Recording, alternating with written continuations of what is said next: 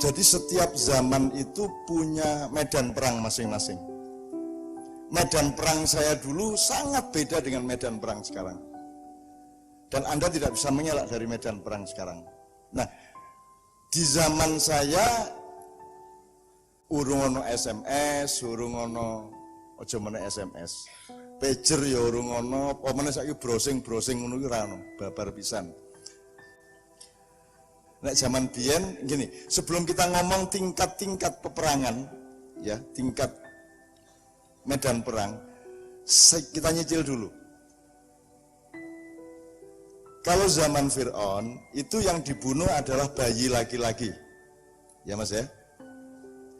Sekarang yang dibunuh adalah kelelakian. Oke? Jadi dulu ada teknologi persenjataan dari zaman kuno dulu, ada pakai kayu, batu, sampai kemudian bendo, parang, sampai kemudian pedang, dan puncaknya di Jawa adalah keris. Keris sudah tidak hanya material, dia sudah senjata yang punya resonansi multidimensi. Dia tidak hanya berakibat melukai badan, tapi dia juga bisa akses-akses yang sifatnya non-material. Nah, saya adalah orang yang hidup dari zaman seperti itu. Nah, kalau zaman dulu, perang itu adalah memusnahkan orang, membunuh orang. Ya, itu dari perang dunia I, perang dunia kedua. Ya, Belanda datang ke sini, Portugis datang ke sini, Jepang datang ke sini, itu semua adalah medan perang fisik. Ya. Nah, sekarang ini tidak diperlukan lagi penjajahan seperti zaman Belanda dan Jepang. Sebab yang dijajah pada Anda sekarang bukan fisikmu. Yang akan dibunuh pada Anda bukan kamu sebagai manusia. Yang dibunuh adalah pikiranmu. Yang dibunuh adalah kreativitasmu. Yang dibunuh adalah mentalmu. Yang dibunuh adalah kepercayaan dirimu. Dan relatif sudah berhasil beberapa puluh tahun terakhir ini. Anda kehilangan kepercayaan diri. Anda kehilangan kelelakian. Dolekan nek ora percaya. Angger kowe wis mlebu mainstream, misalnya kowe dadi penyiar TV, kowe dadi artis ning TV, kowe dalam waktu setahun kowe langsung melambai. Karena di situ betul-betul tidak dipentingkan lagi kelelakian atau keperempuanan. Dan puncaknya adalah sekarang di berbagai negara sudah diperkenankan perkawinan sejenis, lanang padha lanang, anggar tak.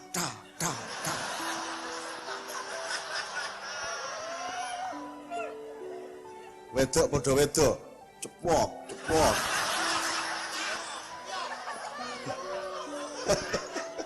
Lah piye coba? Asli mbayangke wae angel ta ya. Jadi sampai fisik dan materinya pun sudah dihilangkan gendernya. Dihilangkan zakarin wa unsa kalau di Al-Quran. Zakarin wa unsanya. Jadi zakarin wa unsa itu bukan muzakkar wa muannas. Quran itu tidak mengatakan aku ciptakan kamu laki-laki dan perempuan, tidak ada.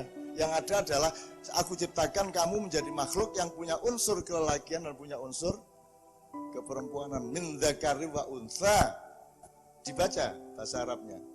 Baru waja'alnakum syu'uban wa qabaila. Syu'uban wa qabaila itu selama ini ya bangsa dan suku, ngono ta? Ora. Itu jenis karakter, genokologi, kecenderungan mental, kategori psikologi, macam-macam. Syu'uban wa qabaila itu macam-macam.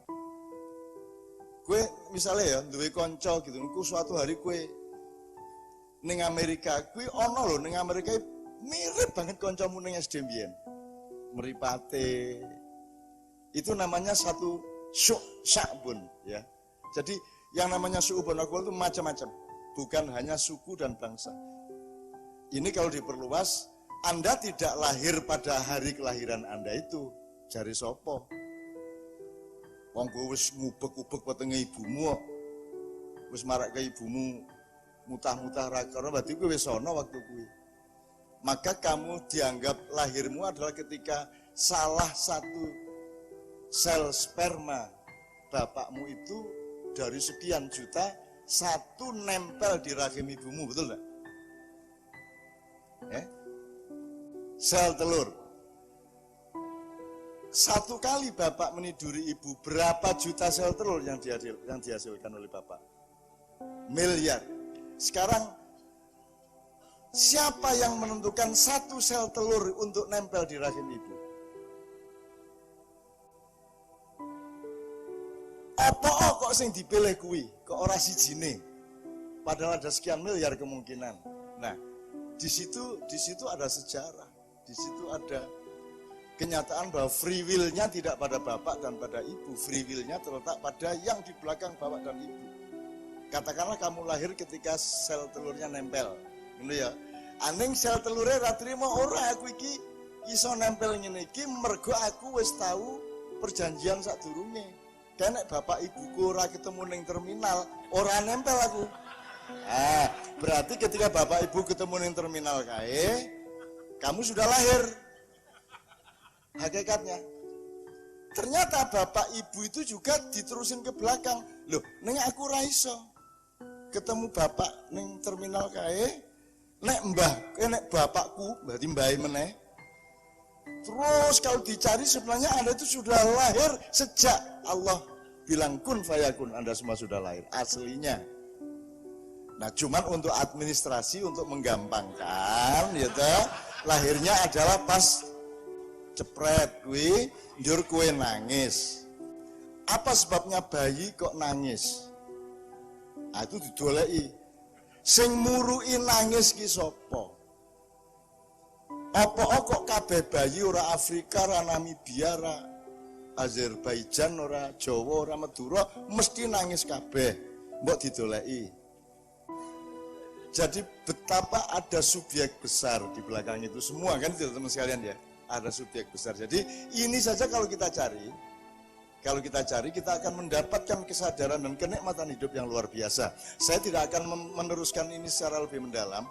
Tapi untuk kita ngomong mengenai persenjataan komunikasi yang Anda pelajari ini, Anda sekarang sudah punya persenjataan yang paling dibutuhkan hari ini dan masa depan. Sementara saya orang tua ini, dulu senjatanya bukan itu. Dan saya bukan orang yang bisa berperang di zaman ini gitu loh. Sekarang Anda yang harus menggantikan peperangan dan Anda tidak bisa mengelak dari peperangan itu. Oke. Ini sudah ngomong mengenai yang dibunuh pada Anda, sadari ya. Jangan sampai mentalmu terbunuh, jangan sampai kepercayaan dirimu terbunuh, jangan sampai imanmu terbunuh, jangan sampai semua faktor-faktor uluhiyah, faktor-faktor unsur ketuhanan dalam dirimu. Ini musyrik enggak ini? Ngomong unsur ketuhanan dalam dirimu ini? Enggak apa-apa? Faham ya? Apa yang selain Tuhan yang ada? Iblis itu selain Tuhan, yang bikin iblis siapa? Lah iya ya podo wae karo kowe ya. Podo. Posisinya sama, kamu, iblis, saya semua sama. Pohon, binatang semua sama. Yaitu Allah memecah dirinya, kita sebut menciptakan dirinya, terus dia mengambil jarak dari pecahannya itu, terus dia bercinta dengan pecahannya itu kan gitu. Terus yang pecahannya itu terus bilang inna sholati wa nusuki wa mahyaya wa mati lillahi rabbil alamin dan seterusnya. Tapi kalau saya bilang unsur ketuhanan, emang ada yang selain Allah di dalam hidup Anda? Apa ada yang selain Allah dalam hidup ini? Apa? Yang selain Allah? Selain Allah maksudnya sing dudu Allah ya apa ora? Tidak ada. Akhirnya rada medeni iki. Engko Bali engko aja pidato ning ngono ustaz tidak ada loh selain Allah. Berarti sebenarnya aku ini juga semono juga. Terus engko sembahyang, masya Allah sembahyang kepada Allah.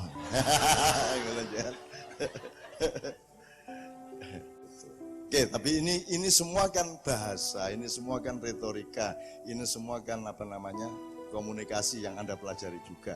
Oke, nanti kita pelan-pelan, tapi saya minta satu nomor dulu. Ingat soal yang dibunuh bukan wong lanang, sing dibunuh adalah lananganmu, ya. Lananganmu. Lanangan itu artinya ya. Apa terus kalau perempuan itu tidak? Nah, iki bahasa Indonesia, sorry Pak, iki aku tetep komangin iki lho. Nek ana wong ampuh, jujur, wah jantan. Gitu lah. Terus nek ana wong curang, wah betina kamu. Lah iki salah meneh iki. Dadi nek wong wedok lambang kecurangan gitu. Salah meneh iki. Dadi bahasa tidak sanggup menjelaskan kehidupan. Betul enggak? Enggak sanggup. Jadi kalau wah jantan kayak wonge. Loh. Wanita yang pemberani aja disebut jantan, wah kayak lanang tenan kayak lu. Piye to ya kowe? Piye kowe karepe kowe? Jadi ternyata kata itu jangan terlalu dipercaya. Yang harus Anda percaya adalah apa yang disampaikan oleh kata itu. Gitu ya, Dik ya. Jelas ya? Itu. Jadi wanita itu juga sebuah dimensi yang luar biasa, laki-laki juga sebuah dimensi yang luar biasa. Nek arep diteruske sebenarnya wanita adalah dimensi yang paling tinggi, karena wanita itu diterusin dia sampai ke puncak kelembutan. Kalau laki-laki sebaliknya. Mana yang lebih menang? Kelembutan apa kelembutan apa kekerasan? Pedang yang tajam adalah bukan pedang yang bisa memotong pohon itu.